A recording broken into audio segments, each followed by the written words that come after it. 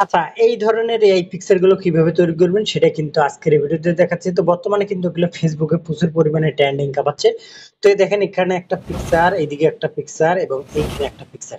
তো এগুলো কিভাবে তৈরি করবেন সেটাই দেখাচ্ছি। তো চলেন।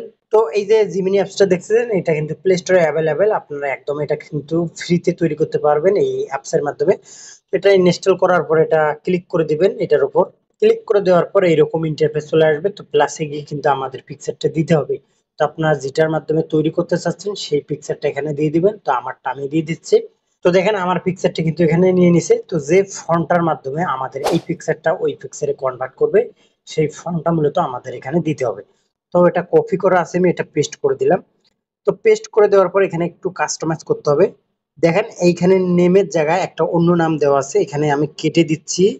এই পর্যন্ত কেটে দিয়ে আমার এক কথায় নামটা দিয়ে দিচ্ছি, আমার নামটা তো এখানে দিয়ে দিলাম। এদিকে একটু উপরে আসবেন।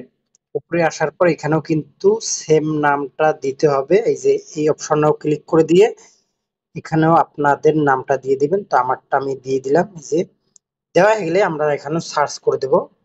সার্চ করে দেওয়ার পর কিন্তু কিছুক্ষণের মধ্যে আমাদের পিকচারটা তৈরি করে দিয়ে দিবে। তো দেখেন পিকচারটা কিন্তু অলরেডি তৈরি করে দিয়ে দিছে। তো এটা দেখেন অরিজিনাল পিকচার এবং এইটা দেখেন এডিটিং পিকচার। তো দেখেন পিকচারটা কত সুন্দর করে তৈরি করে দিছে। তো আপনারা যারা ফেসবুক পেজ থেকে দেখতেছেন তারা কিন্তু কমেন্টে ফন্ট গুলো পেয়ে যাবেন। আর যারা ইউটিউব চ্যানেল দেখতেছেন তারা কিন্তু ডেসক্রিপশনে চেক করলে পেয়ে যাবেন।